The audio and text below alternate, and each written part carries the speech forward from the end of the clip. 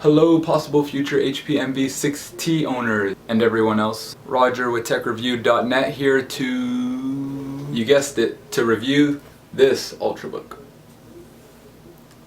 I want to begin by apologizing for taking so long to do this. Sorry guys, I've been really busy with new internship that I just got at Intel. But yeah, without further ado, here goes my review. Alright, so the first thing I want to get into would be the design of this Ultrabook. So the top lid panel is a brushed aluminum midnight black color. It has a vertical streak pattern within the finish. We have the HP logo here. It is not illuminated, it's just there. The bottom is a soft touch ruby red, I think. Looks really nice. It's really unique.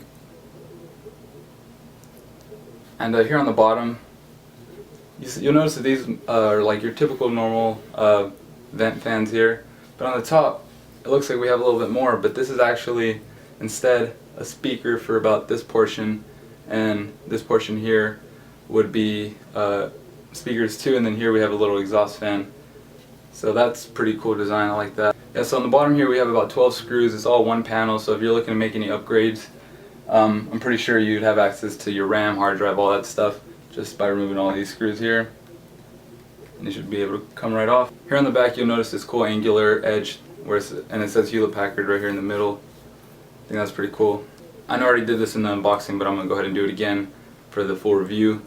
On the left side of the laptop we have a Ethernet port that is retractable. Right next to it we have an HDMI slot, two USB 3.0 slots, and a SD card slot. And it's actually pretty low profile when it's in there. It seems to not stick out as much as it does in my MV14. On the other side we have the locking slot, microphone jack, headphone jack, and then a USB 2.0 slot, and lastly the charging port. On the inside you guys will notice has the same black aluminum finish, same color, midnight black. The keyboard is in fact backlit. Only thing that kind of bothers me about it is that it's not that bright and you don't really have any control over it. The F5 button is always illuminated to turn on the backlit keyboard if it's not already on. And it's actually pretty bright, but then if I turn on the backlit keyboard, it seems to dim a little bit, which is not very cool. The touchpad here is all multi-touch. You can disable it by double tapping there. You see that orange light come on. And the finish on this, it's kind of hard to explain. I'll show you guys a close-up. What the touchpad reminds me of is those 3D holographic cards that you'd have to move at certain angles to see an image in 3D basically, or two different images within one card. It's much like that, but not as intense. It's pretty cool. It doesn't really get fingerprints, and very responsive. It doesn't irritate my fingers. You don't, the left click and right click aren't separated. I don't mind that. This model in particular has a 15.6-inch display measured diagonally. It has a glossy finish, which is not very good for like if you're in a not well lit, but like say if you're outdoors or somewhere where there's like a window, the sun's gonna reflect off of it. Yeah, so that's kind of one of the flaws with the screen. I don't mind the glossy finish because I'm mostly indoors when I'm using my laptop, and it's at a 1366 by 768 resolution, which is normal, but it's not excellent, so I'm kind of disappointed to not see a higher resolution display on this laptop, but it still looks great. I mean, I'll show you guys samples of that. Alright, so here goes the picture I took of the Chicago skyline with my Canon T3i. Just gonna zoom in on it so show you guys screen quality, hopefully, just like the color contrast and stuff. As a real world performance test, I'm gonna go ahead and play this video here. It's a Blu-ray video MKV format, so it's pretty it kind of requires a lot of resources. You see it opens up immediately.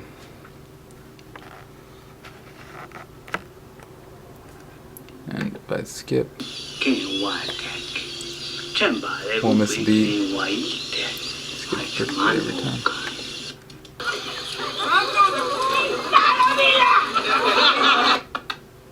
The laptop does have Beats audio, which I find to just be an equalizer. You notice this full bar of speakers right here. The sound is really loud and clear, powerful as hell. I actually find the sound to be noticeably better than my HP Envy 14, which is a full-size notebook. And it actually does have a strong bass, and like it gives you a full sound, I guess. I mean, you have your highs, you have your lows. Alright, so just to demonstrate the speakers on this system, I'm going to play the song.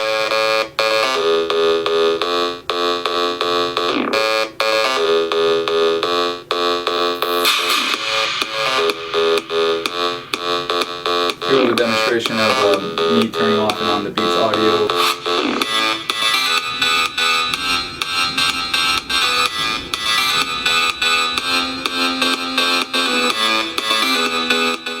Battery life is good. It's not as good as advertised. I mean, I get about maybe 5 hours on if I'm just like browsing the web and doing not CPU or GPU intensive processes. It is loaded with Intel Rapid Start technology. I'll demonstrate that really quickly.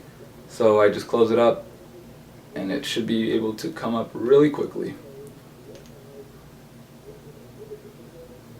So I guess that's pretty quick.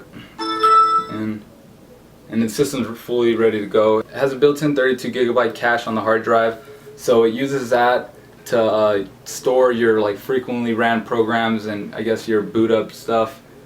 It's a good alternative to actually having to fork out tons of money on an SSD, even though SSDs are getting pretty cheap now. It's pretty cool technology, because I mean I have a 500GB hard drive in this, and then I have close to the performance of a SSD with certain things. So that's cool. Some other little things that you might care about. The webcam isn't very good. It's alright. I'll show you guys a sample picture. This is a microphone and webcam test.